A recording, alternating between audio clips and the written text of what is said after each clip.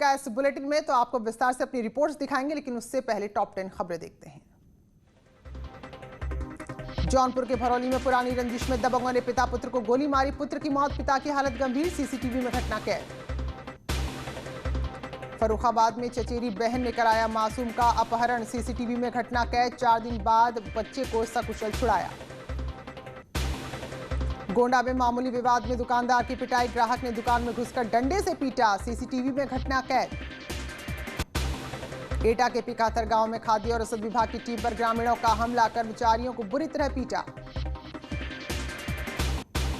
फिरोजाबाद के जाफराबाद गांव में 2 गुटों में मारपीट और पथराव, गांव के प्रधान ने दिखाई दबंगई, पुरानी रंजिश को लेकर हुई मारपीट। कानपुर में पेट्रोल पंप के पास खड़ी गाड़ी को भीषण आग लगी, ड्राइवर क्लीनर ने कूदकर बचाई अपनी जान। राजगंज में 3 दिन बाद बरामद हुई नदी में गिरी जीप, गाड़ी के अंदर मिला लापता युवक का शव, 17 सितंबर से लापता था। बागपत के बड़ौत में आपस में भिड़े वकील और पुलिसकर्मी, मारपीट का वीडियो हुआ वायरल, वकील को गाड़ी में डालकर ले गई पुलिस। कानपुर में नशेड़ी रईसजादे ने सड़क पर किया हंगामा, कार में टक्कर के बाद बाइक सवार को पीटा, सिपाहियों से भी की हाथापाई। मेरठ में कोरोना मरीजों के डांस का वीडियो हुआ वायरल, बुजुर्गों के डांस पर डॉक्टर बजा रहे हैं ताली, जिंदा दिली का दे रहे हैं सबूत।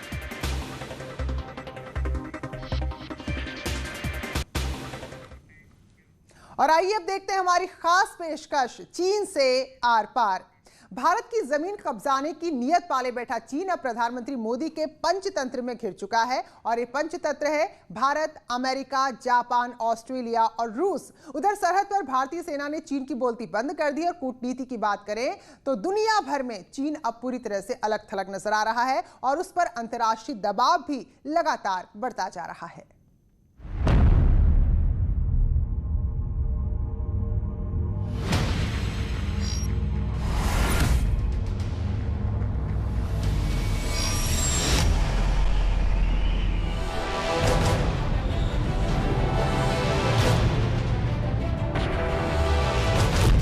LAC पर पस्त हुई लाल सेना, सरहद पर चीन को दिखी उसकी हद।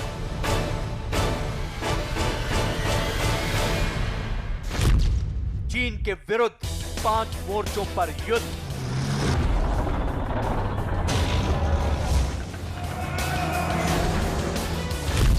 मोदी के पंचतंत्र में फंसा चीन। लद्दाख, वो इलाका जिस पर चीन की नजर 50 के दशक से थी। चीन जानता है कि एशिया में उसका सिक्का तब तक कायम नहीं हो सकता जब तक भारत जैसी शक्ति उसके सामने खड़ी है।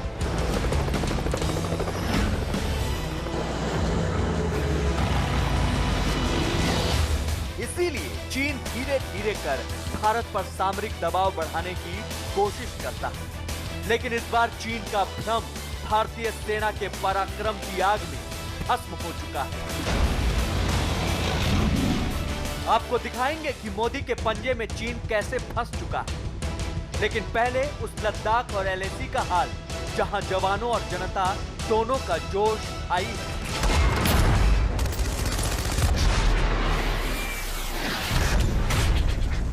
फॉरवर्ड चौकियों पर सर्दियों में डटे रहने की तैयारी पूरी की जा चुकी है। सर्दी से बचाने के लिए साजो सामान, सैनिकों को फिट रखने के लिए राशन और चीन को माकूल जवाब देने के लिए हथियार, गोला बारूद का पूरा इंतजाम किया जा चुका है।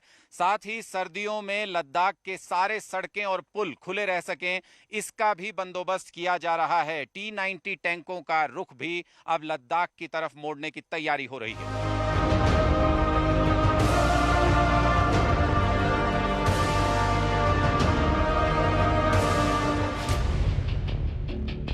सर्दियों के मौसम के लिए BRO यानी बॉर्डर रोड ऑर्गेनाइजेशन ने भारी तैयारी की है। फिलहाल LAC तक पुलों को मजबूत किया जा रहा है और सर्दियों में भी सड़कें खुली रखने का बंदोबस्त किया जा रहा है। दरअसल लद्दाख के दौलत बेग ओल्डी तक राशन हथियारों की सप्लाई ट्रकों से होती है, तो रोड खुला रहना जरूरी है। इसके साथ खबर यह भी है कि पूर्वी लद्दाख में LAC पर T-90 टैंक भी तैनात हो सकते हैं। फिलहाल बख्तरबंद गाड़ियों से जवानों को LAC तक पहुंचाया जा रहा है। साथ ही पूर्वी लद्दाख में LAC पर मिसाइलों की तैनाती भी कर दी गई है।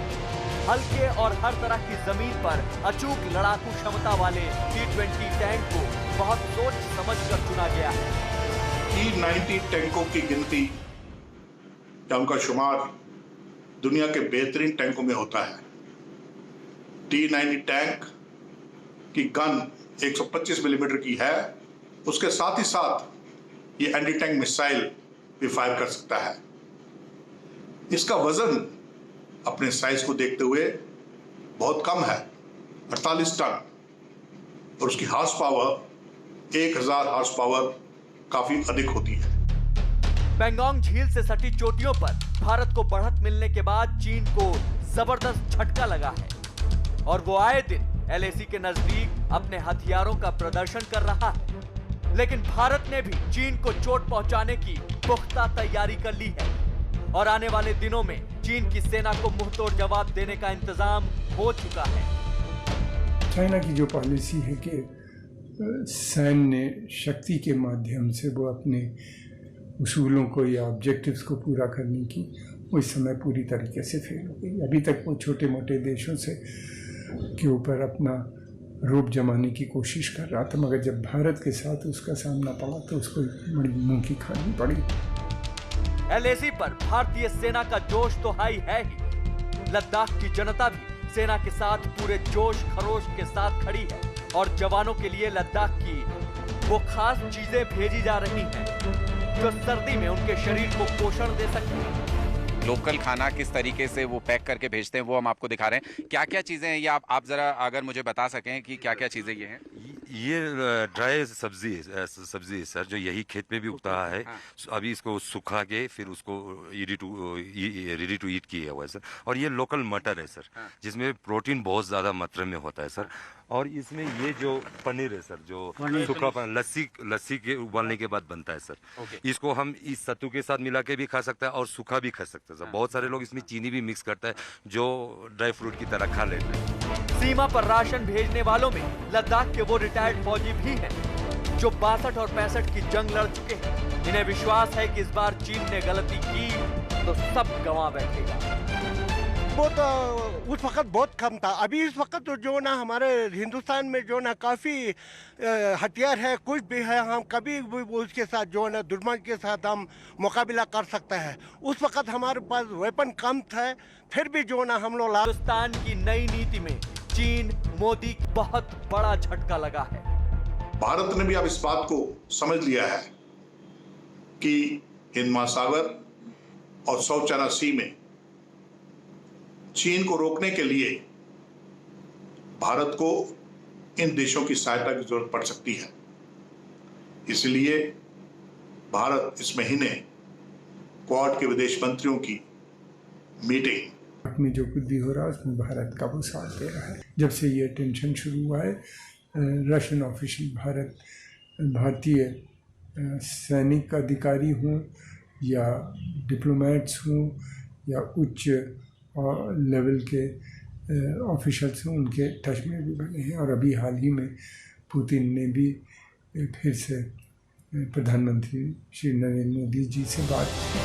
चीन लद्दाख में घुसने का इरादा लेकर LAC के नजदीक आया था, लेकिन सेना ने उसे चोटियों से उठाकर पटक दिया और मोदी के पंचतंत्र ने उसे दुनिया के मंच से उठाकर पटक दिया है।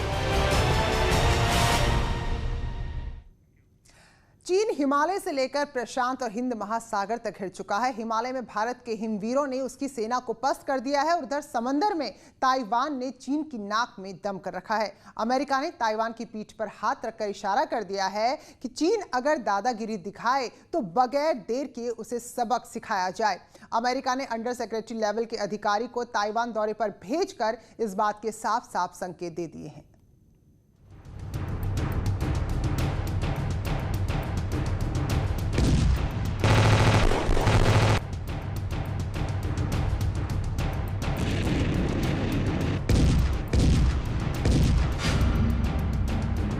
चौपट होने के बहुत करीब चीन।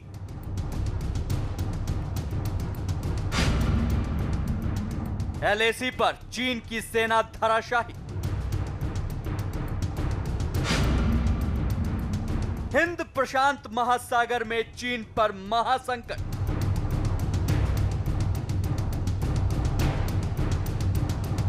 भारत और चीन की सेना में सबसे बड़ा फर्क है जज्बे का। चीन की सेना की आस्था चीन की कम्युनिस्ट पार्टी के लिए है, जबकि भारत की सेना मातृभूमि की रक्षा ही अपना परम धर्म मानती है, फिर चाहे भारत में किसी भी पार्टी की सरकार हो। भारतीय सेना के इस जज्बे ने गलवान में सेना की टुकड़ी को बलवान साबित किया और जिस सच से चीन करीब 4 महीने से मुंह छिपाए फिर रहा था, उस सच को उसे मानना ही पड़ा। चीन ने पहली बार माना है कि उसे गलवान झड़प में बड़ा नुकसान हुआ है। दरअसल ये बात भी चीन ने रक्षा मंत्री राजनाथ सिंह के बयान से बौखलाकर ही कबूल की है। चीन ने 94 दिन बाद माना है कि उसे गलवान झड़प में नुकसान हुआ था। गलवान झड़प पर चीन के सरकारी अखबार ग्लोबल टाइम्स ने ट्वीट भी किया और लेख भी लिखा। अखबार ने गलवान में सैनिकों के मरने की बात पहली बार कबूल की है, लेकिन मरने वाले सैनिकों का कोई आंकड़ा नहीं दिया। हालांकि चीन का दावा है कि उसके भारत से कम सैनिक मारे गए। इसे चीन की चालाकी ही कहा जाएगा कि उसने गलवान में अपने सैनिकों के मरने की बात तो कबूली, लेकिन अभी तक भी सैनिकों की संख्या नहीं बताई, क्योंकि अगर सच सामने आ जाता तो दुनिया भर में चीन की नाक कट जाती और उसके अपने लोग भी उस पर उंगली उठाने लगते। हकीकत तो यह है कि गलवान में चीन के भारत से भी कहीं ज्यादा सैनिक मारे गए थे, लेकिन सच छुपाने के चक्कर में चीन के इन सैनिकों को शहीदों की तरह सम्मानजनक विदाई तक नहीं मिल पाई। गलवान में चीन के साथ सबसे हिंसक झड़प हुई थी। तब से भले चीन सेना LAC पर डटी हो, लेकिन उसकी सेना का मनोबल उसी दिन टूट गया था जब उसकी सरकार ने शहीदों को सम्मान तक नहीं दिया। गलवान घाटी में हुए चीनी अफसरों और सैनिकों की मौत को लेकर चीन के अंदर काफी देर से बवाल चल रहा है। सबसे पहले भूतपूर्व सैनिकों ने, उसके बाद उन सैनिकों के परिवारजनों ने जो कि शहीद हुए थे, और अब सेना के अंदर इस बात की आवाज उठाई जा रही थी कि हमारे शहीदों को सम्मान क्यों नहीं दिया गया। प्रोपेगेंडा में माहिर चीन की सेना LAC पर बारूद बरसाकर चीन की जनता को बहला रही है, लेकिन हकीकत यह है कि पहाड़ों की ऊंची चोटियों से लेकर महासागर तक पूरी तरह से चीन घिर चुका है। लद्दाख में चीन भारत की तैयारी से हार चुका है। ताइवान ने चीन को चेतावनी जारी कर दी है। अमेरिका ताइवान के साथ खड़ा हो गया, जिससे चीन हिंद और प्रशांत महासागर में भी घिर गया है। सबसे ज्यादा चीन को 2 देश चोट दे रहे हैं, पहला भारत, दूसरा अमेरिका। 2 महीने के अंदर अमेरिकी अधिकारियों द्वारा 2 बार ताइवान का दौरा करने के बाद चीन तिलमिला गया है। चीन ने अमेरिका को चेतावनी देते हुए कहा है कि वो आग से न खेले। यही नहीं, चीन ने ताइवान के करीब नेवी ड्रिल भी शुरू कर दी है। अमेरिकी अंडर सेक्रेटरी कीथ क्रेच 17 सितंबर की रात ताइपेई पहुंचे हैं। वो ताइवान के पूर्व राष्ट्रपति ली तेंग के स्मारक के उद्घाटन कार्यक्रम में शामिल हुए। 1979 के बाद यह पहली बार है जब अमेरिका की ओर से अंडर सेक्रेटरी स्तर के अधिकारी ताइवान के दौरे पर है। दरअसल ये साउथ चाइना सी में चीन को जवाब देने की तैयारी का ही हिस्सा है। कूटनीति और सामरिक स्तर पर अब हिंद महासागर में चीन को जवाब देने की तैयारी पूरी हो चुकी है। अमेरिका को ताइवान की मदद करना चीन के लिए एक सैद्धांतिक संदेश है। अमेरिका चीन को बताना चाहता है कि चीन के विस्तारवाद के खिलाफ दुनिया के सब आजादी प्रिय देश और डेमोक्रेटिक देश एकजुट हैं। अमेरिका के इस कदम से चीन इतना बौखला गया है कि उसने अपने जंगी बेड़े ताइवान स्ट्रेट में उतार दिए हैं।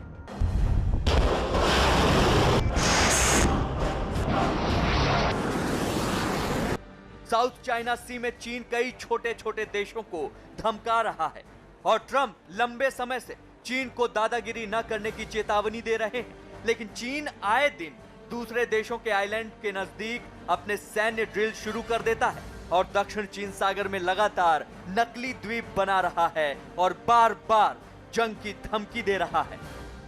इस समय चाइना के अंदर जिस तरह की इकोनॉमिक क्राइसिस है, उससे ऐसा लगता है कि चाइना इस पोजीशन में नहीं है कि कोई बड़ी जंग किसी भी देश से लड़ सके, और ख़ासतौर से इंडिया या ताइवान को भी वो नहीं छेड़ सकता ज़्यादा। अब चीन की परेशानी लगातार बढ़ती जा रही है। उसने ताइवान को धमकाने के लिए अपने 2 लड़ाकू विमान अमेरिकी अधिकारी की यात्रा से कुछ घंटे पहले ही ताइवान की सीमा के नजदीक भेजे थे, लेकिन उन्हें ताइवान के विमानों ने खदेड़ दिया। अंतर्राष्ट्रीय दबाव में चीन की हालत यह हो चुकी है कि छोटे छोटे देशों से पार पाना उसके वश में नहीं है और वो भारत से जंग लड़ने के ख्वाब देख रहा है। चीन की बर्बादी का चतुर्भुज तैयार हो चुका है। लद्दाख की चोटियां हो, हिंद महासागर हो या फिर प्रशांत महासागर, चीन हर तरफ से घिर चुका है और दुनिया में अलग थलग पड़कर बेबस हो चुका है। ऐसे में चीन भले LAC पर आंख दिखाए, लेकिन युद्ध लड़ने की हिम्मत उसमें नहीं बची है।